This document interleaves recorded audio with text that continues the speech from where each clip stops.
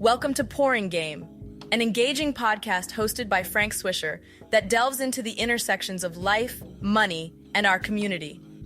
Join us as we foster unity, inspire positive change, and make a lasting impact on our listeners.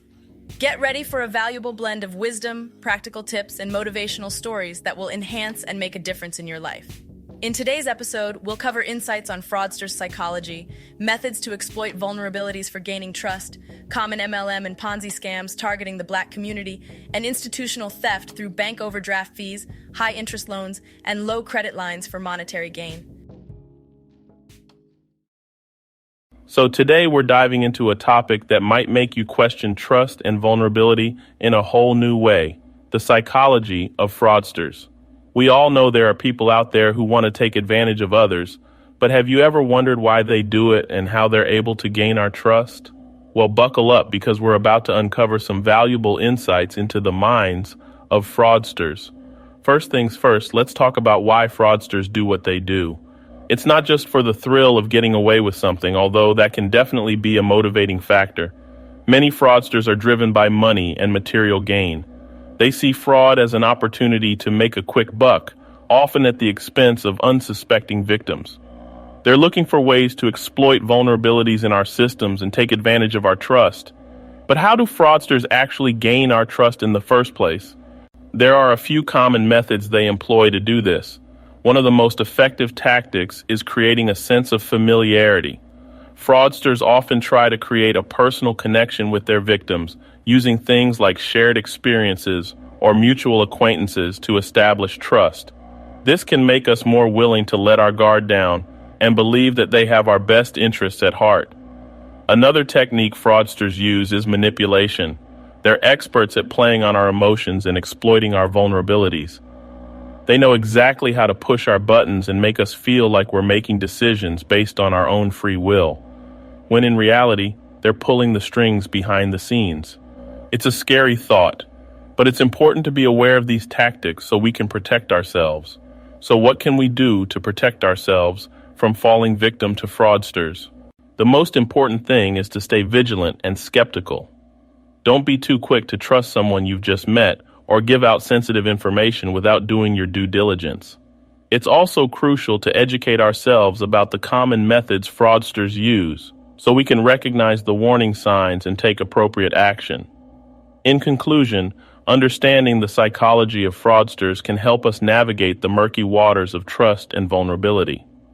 By knowing their motivations and tactics, we can better protect ourselves and our loved ones from falling victim to their schemes. So stay alert, be skeptical, and remember that not everyone has good intentions.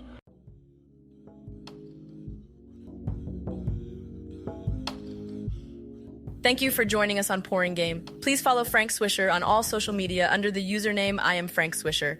We now return to Frank Swisher.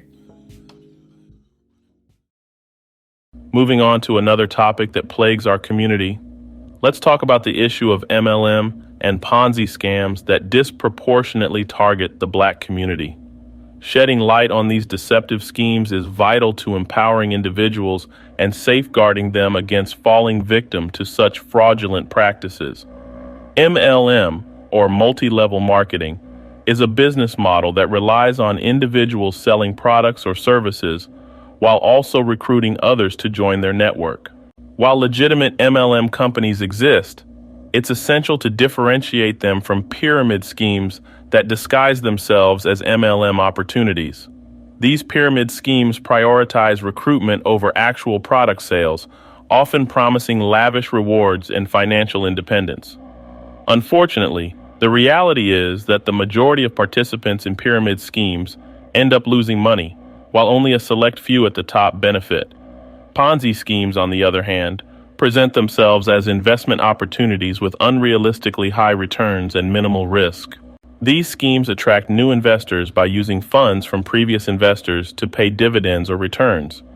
However, the entire operation relies on a continuous influx of new investors, as there are no legitimate underlying investments generating sustainable profits.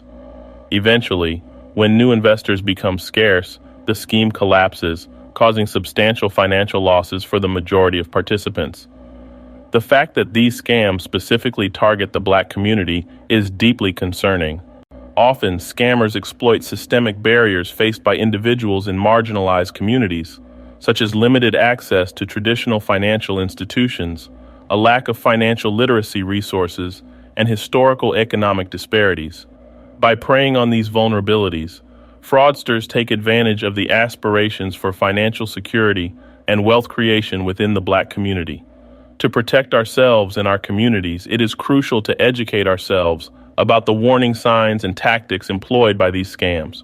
Red flags to watch out for include overly extravagant promises of easy wealth, high-pressure recruitment tactics that prioritize signing up new members rather than selling genuine products or services, and a lack of transparency regarding the company's operations and financials.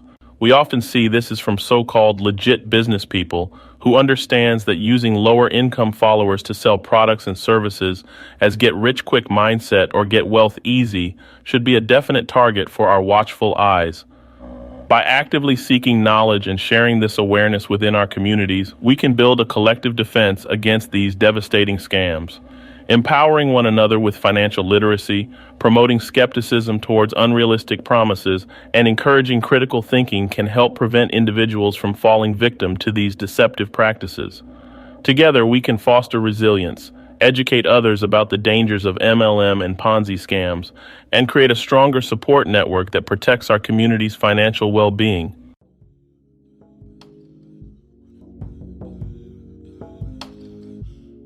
Please feel free to reach out to Frank Swisher on Instagram, Twitter, or TikTok, or sending an email to iamfrankswisher@icloud.com.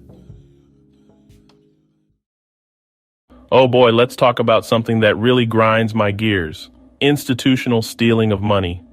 It's a sneaky trick that some banks play by charging excessive bank overdraft fees, offering outrageously high interest loans, and giving folks ridiculously low credit lines.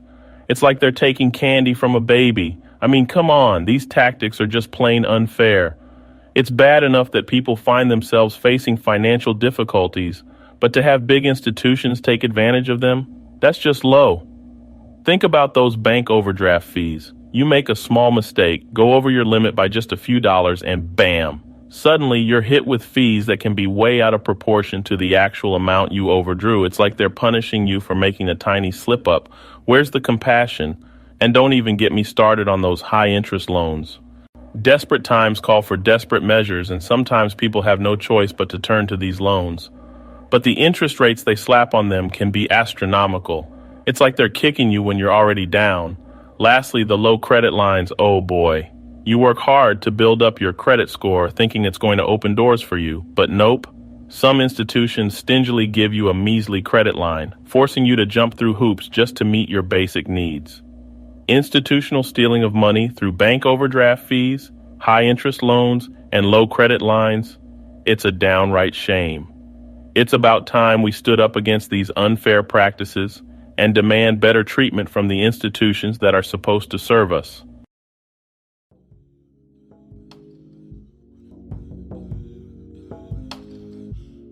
Thanks for tuning into today's episode where we explored the psychology of fraudsters, uncovered the scams targeting the Black community, and shed light on institutional theft strategies. Remember to subscribe and catch us on the next episode.